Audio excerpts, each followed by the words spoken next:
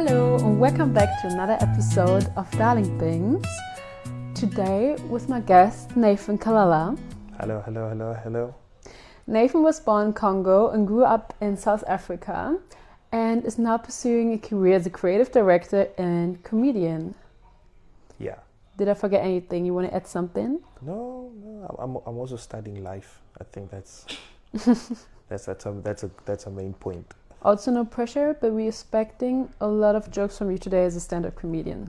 Yeah, I want to have a funny episode today. I forgot my jokes at home. I knew I had them, but I think I left them on the table.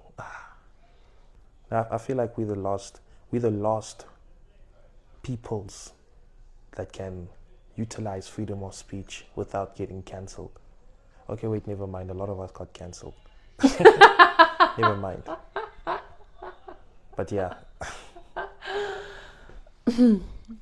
Well, you have freedom of speech here today to talk about your career and your goals and how to, and also maybe be like a little advisor for somebody who's also like, well, creative directing sounds great, but how do I get there? Because I feel like oftentimes if you like look something up online because you want to know how to get like to a certain career, people are oftentimes already like really found their career, and then it's like really hard to do the stretch from like, oh, I don't even have a portfolio right now to oh, I have like lots of big name type of clients.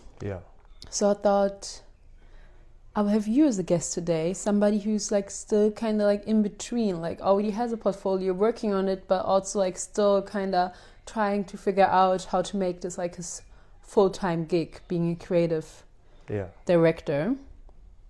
How did your passion for creative directing start? Like, where did you first see it and were like, oh, this is a job, like I want to be that? I would be lying if I said it was something that started. I feel like it's something I just got into.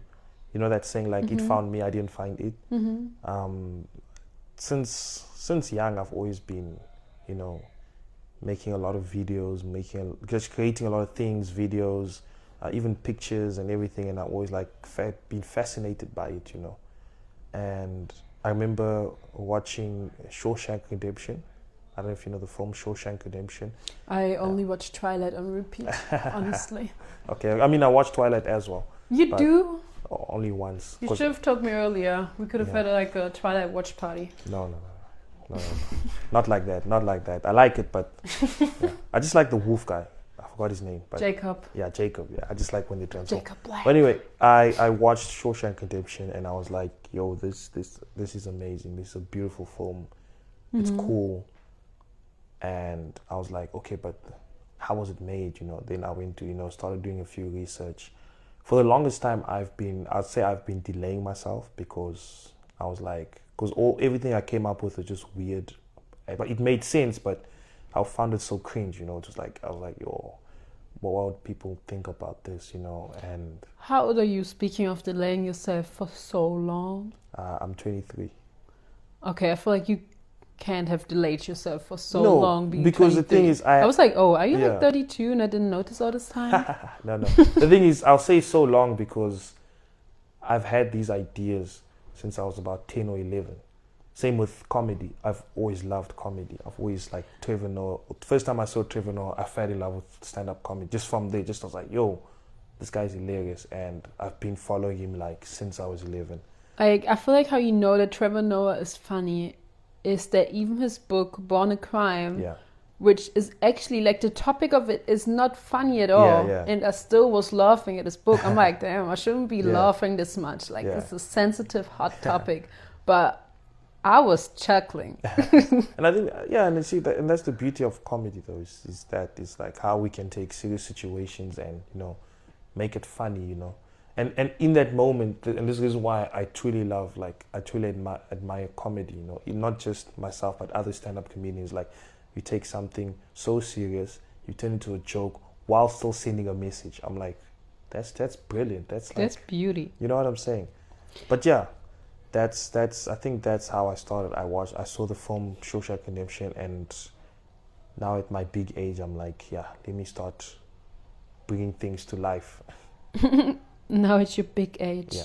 I mean, I totally get this. So, I'm so late because I'm 24, and I say this all the time. I'm like, guys, I'm turning 25 so soon, and I don't have my whole life together yet. Like, I'm about to just like vanish once I'm 25, or like I can't change anything. Yeah. Once I turn 25, I feel like anything that's not there yet will never happen. I don't know why I'm so dramatic about age, but so I can totally relate to you saying like, oh, like I delayed myself for so long because I had these thoughts when I was 10, but also at the same time, like, what were you supposed to do? Start an LLC at 12? Yeah. You know what I'm saying? Yeah. So. Yeah, no, I hear you 100%. Yeah. I feel for me, it's just like, it's a thing of like, I always ask myself like, why did I delay myself? And there's a thing of like, I delayed myself because it was me thinking, what would other people think? What would my parents think, you know? Because I grew up in an African household, so you know it's like, hey, my G, you only got two options. Is you find a job that makes a lot of money, or you become a doctor or a lawyer or something like that. You know what I'm saying? So it's always a thing of like, say, how can I go to my parents and tell them, yeah, you know, I want to tell ha-has on stage and and make movies and films and things like that, you know? There are lots of creative directors that make a lot of money. No, 100%. But you know, it's just thing of like my parents. And the it's funniest different thing, than just studying medicine and becoming a doctor. Yeah, and the funniest thing is like, my mother, she loves like Nollywood. She loves watching a lot of like Nollywood. That's crazy. But then that's the funny thing is like, because I'm not gonna lie, sometimes I watch like Nollywood and I'm like, yo, this is amazing, you know. For anyone who's listening doesn't know, like Nollywood is basically like Nigerian Hollywood, but like. No disrespect to my people, but like the quality of Nollywood is really something. I would say like really special. Yeah. The storylines are very funny. I'm not gonna lie. The storylines are very good. The only annoying part about Nollywood is that they tell you the entire film in the song. Yeah. So I don't know if you've heard Nollywood songs when sometimes a lady or man singing and they'll be like, you know, say if the movie is about like. The wife steals the husband's money and runs away, and then the opening song will be like, "Don't trust women who take money." And you're like, oh, but then now we know exactly what's gonna happen. I was like, that's quite that's boring. So funny, you know. So that's why I was a bit scared, but then I was a bit motivated to tell, especially my mother, because I was like, okay, you watch all these movies so you can understand, you know. And it's only till after high school that I actually started exploring that side of me. I was also playing semi-professional football, so that took up also a lot of time, and that didn't work out. So I was like, oh snap, what am I gonna do now that football's not working out? So I'm like, okay, let me give this a try. Let's see where this creative directing thing will go. So far it's going good. Nice. So to you, creative directing and comedy is not like two separate careers necessarily, or like they kind of tie into each other. Would you say so? Yeah, I think they kind of tied into each other because, personally for me, the way I write jokes is the same way I write scripts. You know, it's a thing of like us in this moment. We'll have this moment. I'll leave. And then maybe on the way home, I'll be like, oh my goodness, what Darlene said was so funny. Hold up, I'll write that down. And then my mind will be like, okay, but what if? I hope everyone leaves like that after a conversation with me, like, oh my God, Darlene is just the funniest girl I've ever seen. Like, please. You know, and then I'll be like, okay, this is a funny joke, but what if it can be something more? Yeah. You know, then my brain will just start working and just putting things together. And this is me probably just staring into space, or even mid-conversation with someone, I'm thinking like, okay, this, okay, that, okay, this. And then, you know that moment where the person's done, then you're just like, haha, yeah. But you never even listen to a thing they said. You're thinking something else. So yeah, that's why I say I think it's definitely the same thought process. For me personally, I'm not sure about others, but for me, it's the same thought process, you know, in both creating and writing a joke and telling a joke. And it makes it much easier as well.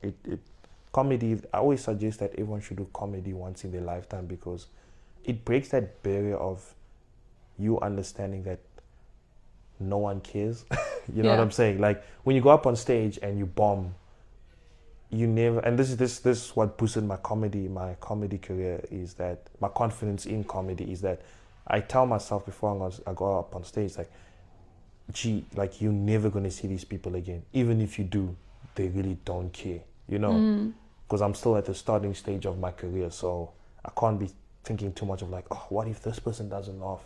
What if they don't like this creative piece I created? What if this, you know what I'm saying? We all got to start somewhere. Yeah. So you said you already talked about like when you first kind of got into creative directing, probably not really thinking of like the term of a creative director, but like the things that a creative director does. But how did you by now acquire like the skill it takes to be a creative director? Self-learning. I watch a lot of videos. I get my hands dirty as much as possible. And this is something I'd say, you know, for those who want to start up, want to get into the creative director side or the comedy side, is this is basically anything in life. Just do. Like, stop waiting for, like, I started shooting on my iPhone, you know. Most people are waiting for, like, you know, wait, I need a better phone, I need a camera, like, just with the phone, and you just open up a YouTube video and you're like, how to make my settings look more cinematics on my iPhone, how to do this, and you get there. It's all there, it's all on the internet, and you just start shooting, you know. Like I always say, like myself, I write every night, I edit every night, I watch a different video every night, I plan every night. That way I learn faster and I get my hands dirty faster. Sometimes when I have a few friends who are in the film industry as directors, you know, and I ask them, like, can I just come on set and just sit and just watch, like what goes into actually making, you know, a commercial, a film, anything, you know. And yeah, so I think I got here because I'm obsessed with it. You know, I'm a bit obsessed with it. So in any scene, any moment, whether I'm outside just walking or something like that, when I see something that stands out to me, I literally just stand there for almost 5 minutes thinking, what if, you know what I'm saying? You know, I'm always picking my brain and pushing my brain to like the next limit. Yeah. That's really nice. Yeah, I guess you're just like a pretty outgoing person in general. I feel like you probably have to be like a little bit outgoing to stand on a stage and like crack jokes in front of people. Yeah. And also that's how we got to know each other. Like you just texted me, hey, like, would you like to do a project together? Here's like a little script. We could film that. And then we just like met up the next week, filmed a little script, had some ice at Moro Gelato. Yeah. Yeah. And that's the best part of it, is that I think Tyler the Creator said this. He said, you never know who's watching, you know.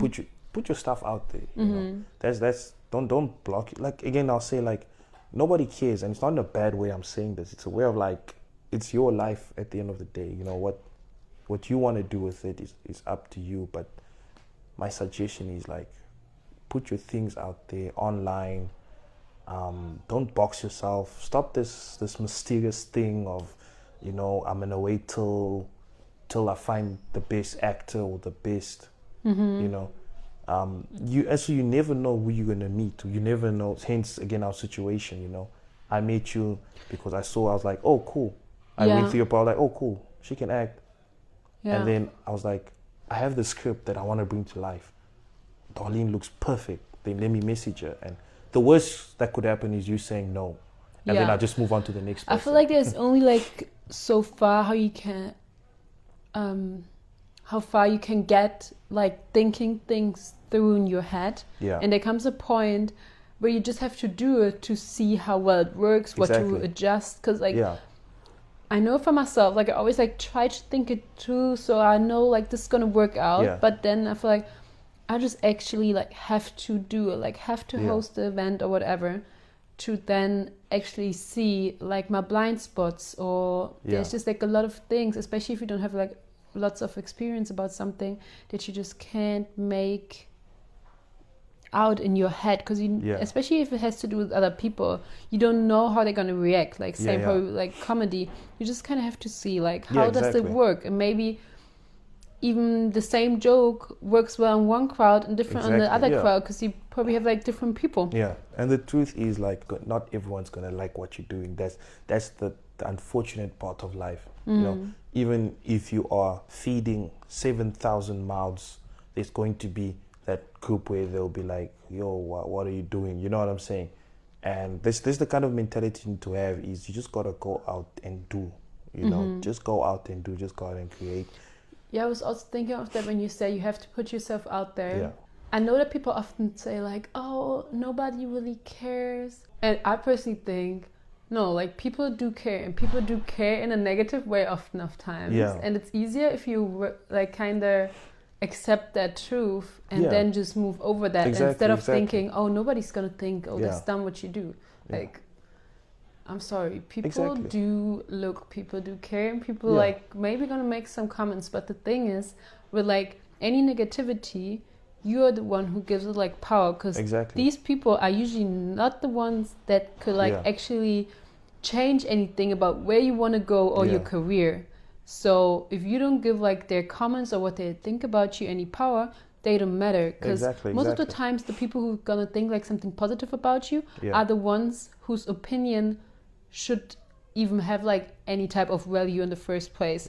The ones who say something negative are usually people that have nothing to do with the industry, and therefore shouldn't matter. And usually like a creative director that's maybe like already really way further than you in his career, I've yet to see someone like that to be like, oh, that's such a shitty thing. Like, why would you record on your iPhone? Like, ridiculous. Or like, no, never. That's such a cheap, like, you just filmed in a park, not like in a proper studio or setting. Like, no, nobody would say that. Because first of all, they probably had to do the same thing at the beginning. And they just like, don't feel the need to bring you down. Yeah. Because I mean, they fully, like you say, I agree with you. I mean, they fully understand the process of getting to getting there, you know. You have, like, I always, no shade to the people who make funny sketches and everything. I have no shade to them, but aren't you one of those people making funny sketches? Yeah, but no, I'm getting there. Yeah. So what I'm saying is,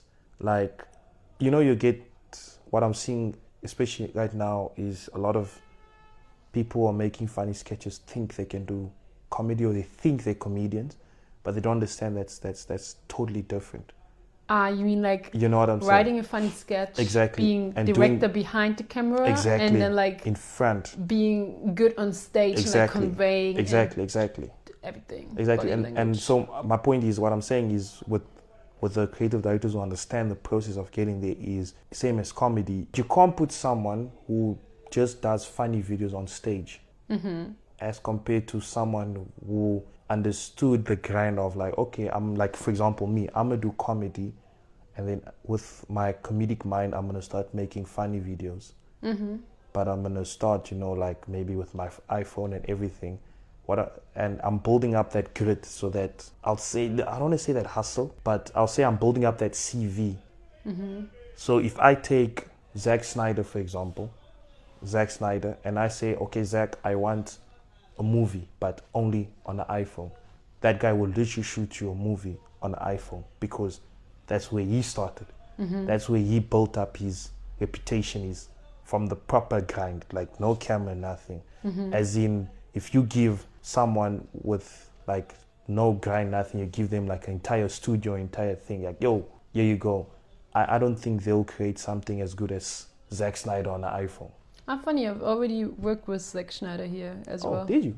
Yeah, for a cocktail commercial. Yeah. Damn, he's so good. He's brilliant. Like, oh, I love that guy. Yeah, it was really nice working with him. Oh, nice. Hi, Zack. If he watches this, I don't know if he does. Hi. So where would you like consider yourself on your journey right now? I know like it's hard, there's no like a spectrum where you can say like, oh, this is the final destination that I want to reach. Or maybe you have like this final destination where you feel like, if once I've reached that, I've reached it, and like my journey is completed. Yeah. But where do you see yourself as a creative director right now? Since you're not just starting out, like you already probably have like a portfolio, you know like how to do things, you also shoot on cameras at times. Hey, where do I see myself now? I don't know. I see myself as a student still. I don't know if that makes sense. So I'm still learning. I still got a lot to learn. That's for sure. And I'm still learning a lot and still getting my hands dirty. Where do I see myself in the future? I can't really answer that because I don't know. But I do know that I want to go on and create some impactful stuff, you know. Some stuff that makes no sense but makes sense, that touches others and inspires others to, you know, to do, you know. But still funny? Yeah, but still funny, obviously, definitely. Because yeah, right now the world is in a very sad place, and would be amazing just to have, you know, some funny things out there that still give people hope, that still see that although this is going on, there's still a beautiful side to life. So I guess that's where I want to see myself. I want to see myself out there helping others bring their ideas to life, you know, helping others take that one step forward towards their own career. And it's just not just creative directing, you know. I want to go deeper into it, you know. Not saying I want to be a motivational speaker now, because as you can see, everything is going online right now, and I've met some people with like amazing businesses, but they just don't know where to start, you know, like. Yeah, I don't think you have to be like a motivational speaker to motivate people. Like, just as you said, like helping people, enabling people to pursue their passion can like sometimes be like the most motivational thing to do, to be like, hey, this is how you can do this. Like the dream you have, the thing you think about is more accessible than you maybe have previously thought. Being a mentor probably is like something like that. I wanna mentor people, you know. I want them to chase their dreams, and with that I want them also to go mentor others and then start that cycle, you know. Yeah, I guess that's where I want to see myself. So currently you are working independently, right? Yeah. And you have no plans of like pursuing getting signed with an agency? No. What would you say is like your reason why? I feel like my reason is, I don't want to say I'm very stubborn. I'll be lying. I'm a bit stubborn, but it's just like I like bringing things that's in my head to life. I'm one to definitely take criticism. I love criticism. I love ideas, but sometimes I feel like, you know, when you join an agency and you just feel boxed, you know. I don't know, for me, I just feel boxed because I've been part of an agency before, and this was for football and all that, and just felt like really boxed, you know, like you can't do this, you can't do that, you can't do this, you can't that, you know. And sometimes you go to the clients and the clients will be like, nah, that's fine, don't worry about that, you know. So I prefer to go independently. That way, you know, I can work with many different people, whether it be the same brands or anything like that. I'm not tied to anything. Of course I still have to answer to the clients definitely, but I get to pitch to them like, hey, listen, I see that you guys are dropping this, or you guys have dropped this. This is my idea. Let's bring this to life, you know. And also on top of that, I get to work with smaller brands and that. I think that's why I prefer to stay freelancing. It's not easy. It's not an easy path, but I feel like it's one way to build your reputation. Yeah. Speaking of you wanting to film your own ideas and not being like put in a box or anything like that by an agency, or not even being put in a box by kind of having to follow their style or their image they want to portray. What is like your creative process on things? Like, how would you describe maybe your style, and also how do you go about finding new ideas? I mean, you kind of touched on that before. You just like take inspiration from anywhere, but how do you transform like a inspiration, something you think is like, oh cool, into like a short film little skit? Because I think a lot of people think something is cool, but then they don't know like, what to do from this, oh this is cool, I like something about this, to oh I have a finished product, like something I can add to my portfolio, something that is really gonna be beneficial to my future career plans. Like I said before, I like going out and doing, so I think that's one of the main things I like to do is I love improvisation.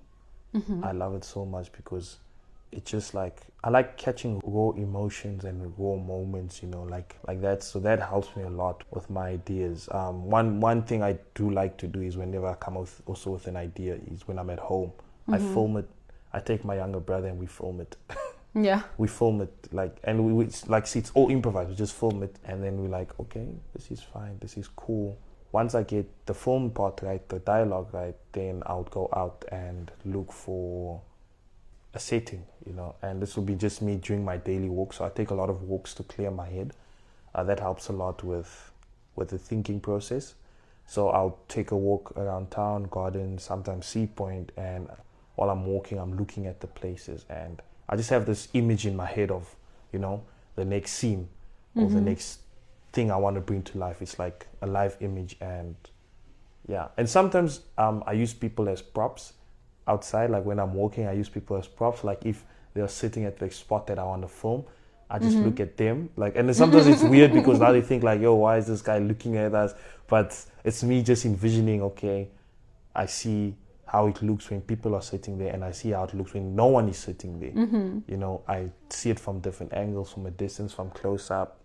And yeah, you just, I don't know, for me, I feel like you just have to be, you are definitely going to be seen as weird because that's how it's going to be, but you just have to embrace that, you know. That's how my thinking process, it's very weird.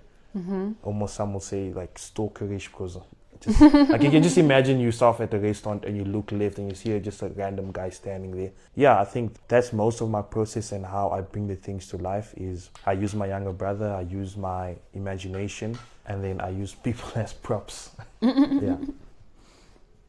Nice, I really like that. What I want to ask you, like, besides the actual inspiration for like your own skits and videos, do you have like inspiration in human form, like people you look up to or people you think are doing like a really good job at like creative directing? So I think for someone who's like wanting to start out, it probably is easiest to also like just have a look at like people who are already playing the game and are good at it, because I feel like people are sometimes, especially when it comes to like something creative, a little bit scared of like everyone wants to do their own thing, which is important. But I think you can have a look and appreciate what other people do without like copying it. With the copying part, I feel like one thing I tell myself as well, and one thing I believe, is that no one ever has an original idea. Yeah. Why I say that is because I feel like everything is an inspo from somewhere. Sometimes you may not think of it in the moment, but it's an inspo from somewhere. You know, like every thought, every idea comes from somewhere, you know. Same with like, I always say with like humans, like all the knowledge we have has come from somewhere, you know. It's never a thing of like, I thought about this all by myself and I'm amazing, I'm a trendsetter. No, it comes from somewhere, and then you tweak it and you make it your own. You know, the skit we shot, myself and you, the one we shot. Yes. The inspo was Wes Anderson. That's why I edited the way it looked and everything. It was Wes Anderson.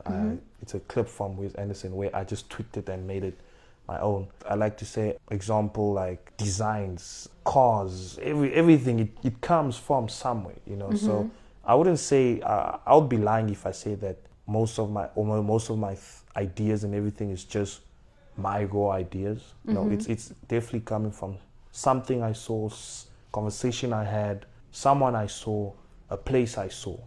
I feel like if people like would try to copy something exactly, they will also notice like actually copying something exactly takes a lot of work. Yeah. So I feel like naturally you're gonna put your own twist on it, because even on like really good work, you're probably not gonna like something, not because it's bad, but because you just have like a different view on it. Yeah. So you're just naturally gonna change that. Or for example, if you look at like some creative directors' work from Europe and it's like a skit between two people, probably if you do the same skit over here, it would already change, just because there is different form of like interaction, or like different things you want to put in there, because there's different things here that are socially relevant than somebody would portray back in Germany. Yeah. I feel like you putting yourself and your own lived experience into something is always gonna give it enough to like call it an original kinda. Yeah. Or like to give it enough that it to make it like your own. Yeah, 100%.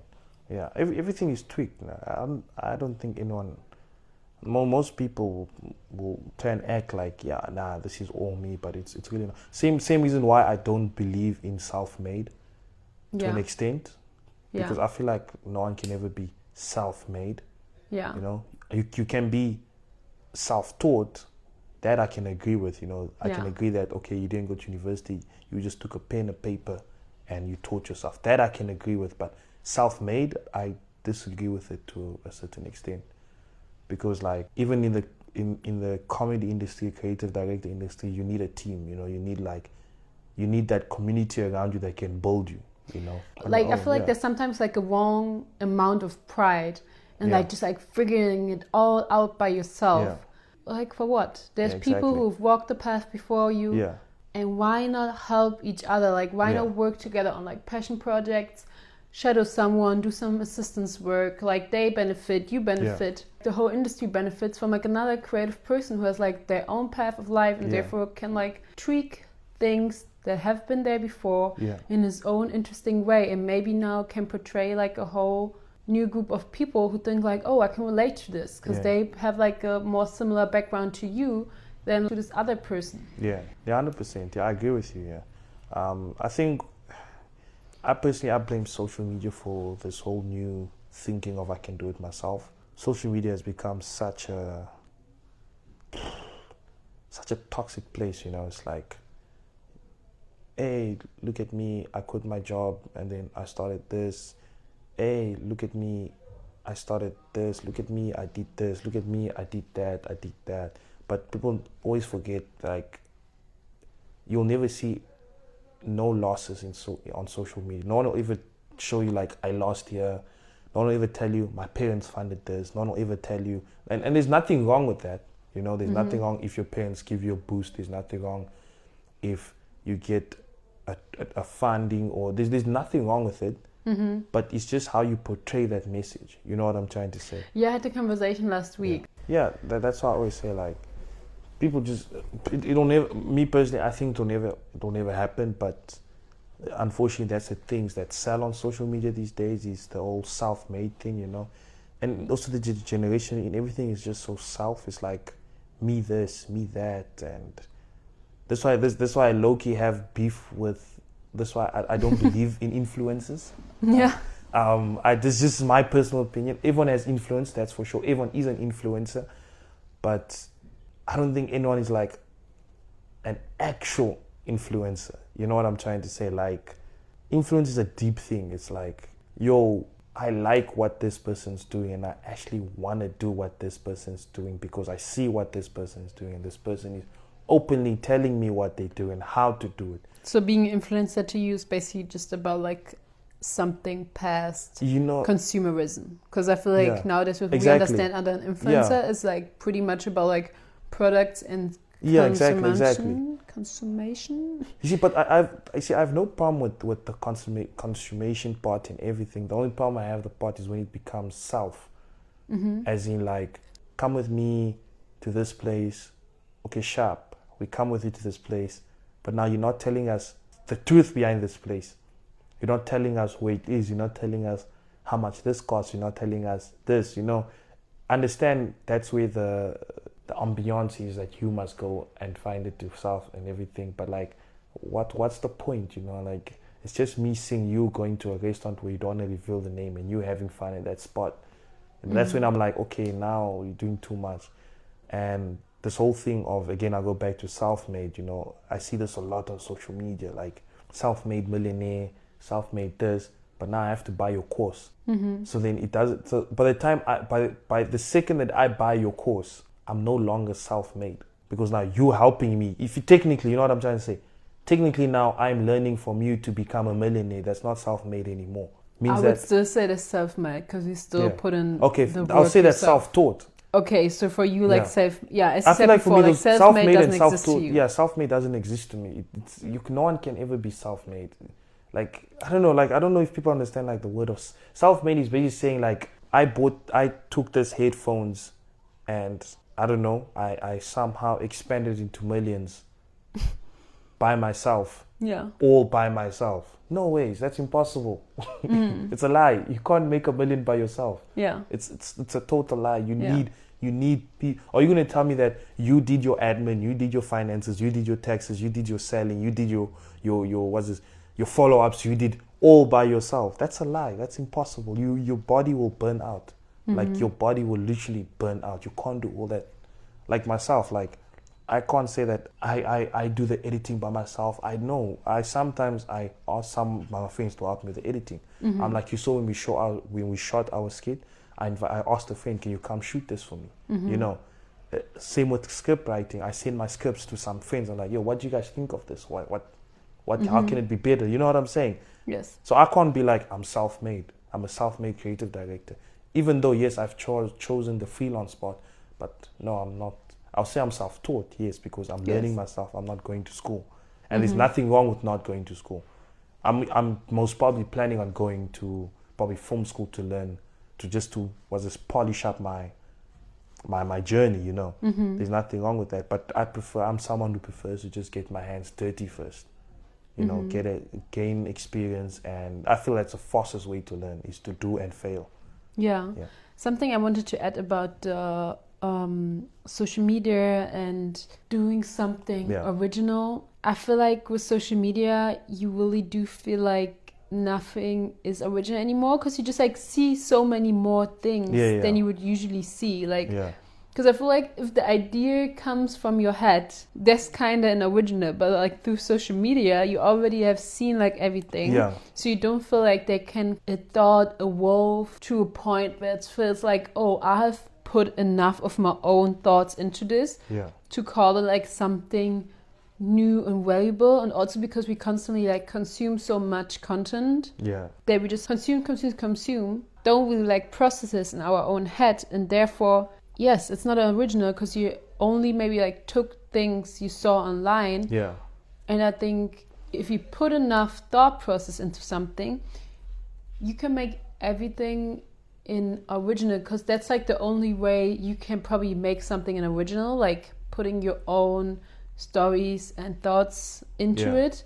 Because yes, there is no like original like I feel like the last person that actually had like who claimed the word original is like the one who like invented the wheel, and that's like a long time ago. I feel like at this point in time you really have to do like something really crazy, I don't know, Cure whatever, and then it's probably still like based on research of the last couple of decades. So is it even really an original at this point? Yeah, you're what you're saying. So I think it's really important not to get like too hung up in this whole, oh, it has to be like so original. Yeah, exactly. No, it has to be good. It has to serve a purpose, and the purpose can be people like to watch it. People are laughing. Like not everything has to be like, oh my god, like I've never ever thought of this. This is so new. Yeah. No, going back to your comedy career, I'm not laughing because I'm like, oh my god, I've never heard this before. Yeah. I'm laughing because it's relatable. Worded it well. It's relatable. You just like conveyed it. You have conveyed it in a good way. You just have like good body language to make it funny. Yeah. So I feel like sometimes it's good to put a little bit less pressure on like being so original. Yeah. It's okay. We all like. It's okay. Like we all one. Yeah. So less pressure on like being so new and different from like everyone else. Yeah. There's lots of cool people. I would love to be like some cool people out there. I don't need to be like all myself, just an original. No. If there's something you see in me, you seem like a cool person, I'm really, really happy about that. I really hope you see it. I think definitely. I think it's a thing of like, you know, what do you also do with that, like, with that influence, you know what I'm saying? So like, cool, I see Darlene, she's cool, I want to be like her. But then what is she doing that makes you want to be like her? You know what I'm saying? Yeah. So I think that's the thing. And I just said I'm cool, and then I just like closed my ears after that. You know what I'm saying? That's like, you know, that's you know, so it's a thing of like, you know, I see Darlene on the street. Oh my goodness, I've been seeing on social media, she's doing cool things. I see her, and the first thing she does is tell me, go away. That's like, yo, I'm like, yo, you know, and that's the problem. I think that's another problem with this generation, is that we live so much online that we forget to live in real life, you know. Yeah. And that's why I always I think Trevor Noah said this, and I took this to heart, where he says like he always tries to be the same person on stage and off stage. You know, because people perceive you in how they see you online these days, not how they see you in person, because we mostly see each other online these days. We don't really see each other face to face. He spoke about why when we see celebrities we go crazy, like compared to like when you see a local artist, you're like, oh, it's you. You know, he said, and I agree with him on this one. Trevor Noah says like it's the thing of like we only see these people online, and we see how much love they get online, we see how much influence they get online, and when we see them in person, we switch, you know, like a switch goes off, like, oh snap.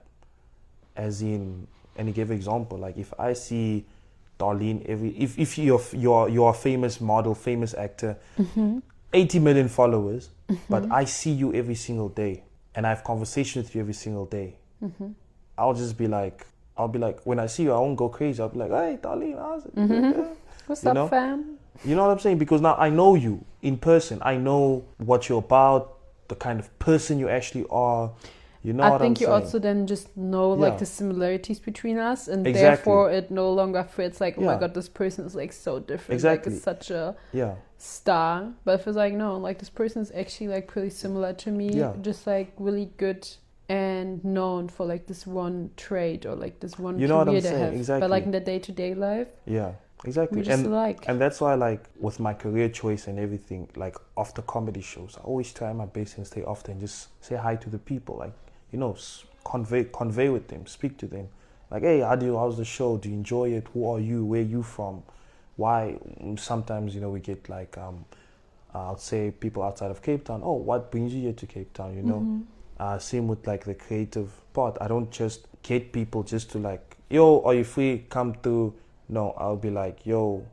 Same with like, you know, that day that I met you. You know, we had a conversation. Like I got to know you more. I got to understand you more, and that's what I always aim for. I don't like, especially in this generation again with social media, this thing of like, you want people to treat you like a celebrity. Like that's nonsense.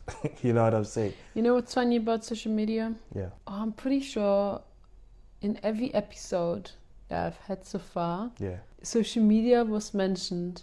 And I feel like that also goes to show how big of impact it has. Yeah. No, I mean it's facts. It's like I don't even know how to explain it. Like I'm genuinely just waiting for like properly start selling, you know, and then I can just pay someone to run my social media, and I don't even have to look at it, you know. Unfortunately, right now I have to get my name out there and everything, and it's not like back in the days, you know, where it was more of like newspapers and everything like that. Now it's like social media. We can all be glad about the opportunities it brings, even without being an influencer or anything. It does bring a lot of opportunities, definitely. Time is the most important thing out there that a lot of us neglect, and we need to manage it well. And I'm not saying this like everyone has the same time. No, not everyone does not have the same time. No one has the same 24 hours. I feel nobody has as much time as I do. Honestly, I'm like, I promise you, nobody has as much time as I do. Can I borrow some of that time? Like, and I think a movie that really taught me a lot about time was what was it called? Timeless, with Justin Timberlake. Oh my god, I was gonna be like, no, you're not gonna mention the one where it's like with the time on their arm running out. I think for me that movie really like told me like I mean it really be like that, but at the same time of like our anxiety numbers would just really rise if we would have that time running down. I think for us it's more of like there's a secret clock somewhere, we don't know where it is. But I mean we all know how much time we get if everything goes well, and even that time is running out. And then you also in terms of like, I mean you could just think like, oh, how many more weeks do I have if I get 90 years old? And that's like kind of best case scenario that you but it's still unpredictable. That's the thing though, so this is the maximum of time you get. And it's really likely that you just whoop by 75. That's the thing. By 32. You know, things happen. So look at these weeks and be like, wow, if I get lucky, I get this. Exactly. And maybe the last 20 years of those weeks are me being just like a really old man, not being able to properly do something. So it really doesn't count that much because you maybe have dementia by 70. So you maybe turn 90, but for the last 20 years, what did you do? Sit in the living room. You see what I'm saying? And had like your kids maybe come by sometimes and feed you. And that's like the worst thing ever. That's why like I always tell people like, go out there and do, bro. Like, it was like my if you ask me what's like, if someone asks me even what's your biggest fear, I think my biggest fear is like going to, like, say I have my funeral and people at my funeral are like, yo, you know, Nathan could have, Nathan should have. Oh my God. Oh, that's like the worst. You know what I'm saying? Like, that's the worst thing ever. And like, that's always like, to calm you down, I think people don't say that at funeral. No, I know, but I'm just saying scenario, you know, I'm just saying, no, but I feel like people do, you know, like, that's when you go to a funeral, you know, people will be like, "Oh, you know, Nathan, yeah, he was." I thought they would only say I'm like super cool and hot. I wish, but no, like, yeah, that's my worst fear. Is that's why I always like these days. I always tell myself like, yeah, just go out there and do, man. You know, go out and make someone's day. Go out and make someone laugh. Go be kind. Spread positivity. Take negativity, shuffle it, and turn it into positivity. Of course, there's going to be days where I crash out. Obviously, that's part of life. But don't let those days amount to weeks and you know, and years. Forgive. You know, just like that's what I tell myself, and that's my philosophy right now. You know, it's like when I'm walking the street, smile, greet. Even if people don't greet back, just greet. You know what I'm saying? Like just spread positivity. You know, help people, and that's like where I'm at right now. Okay, Nathan, I think this was actually a wonderful final word. I just have one last question for you. Since this podcast is called Darling Thing, my final question is always, what is your current darling thing? There's just like few little roots that apply to your darling thing. It can't be about self-improvement. It can't be about making money. And it can't be about your job. Just like something you solely do for joy or something that solely brings you joy. Without like any further use. I talk to squirrels. Huh? I talk to squirrels. I don't know. That's why you like that park so much. The That's company's garden. That's why I like the park. Anyone so much. who's not regularly at company's garden, if you want to feel like, what is this fairy tale called where she can like talk? Yeah. Cinderella, but like before she's Cinderella, she's like Aschenbrödel. I don't know what's but go there. You can have like 10 pigeons on your arms, and you talk to squirrels. Like 3 squirrels on your legs. Like it's amazing. It's joyful. The company's garden. I don't know what they did to the animals there, but they really want to be your friend. It's Seal's economy. The economy is tough. Watch out for the rats. They also want to be your friend. I think that's I talk to squirrels. I think that makes me. I mean, yes, it sounds weird, but you know. Hey man, whatever makes you happy. I mean. Maybe I need to stop. No, don't stop. Banados. If it brings you joy, don't ever stop. Yeah, never stop, guys. So thank you, Nathan, so much for like talking about your career, how to get started, how to find inspiration, and also taking it away on like some other topics such as social media, the feeling of being late, the pressure of being like original, and also making good use of the time that we are never even being granted. Now, what is it called? Making good use of the time that we ain't even promised. Mm-hmm. So thank you so much. Thank you for spending some of this time with me today. Yeah. Appreciate that. I'm gonna tax you for it. I will link your social media and whatever else you have, maybe portfolio, what you got in the info box. So please check Nathan out. Check out all his work. Check out our skit we made together. See you soon. Bye bye. Ciao.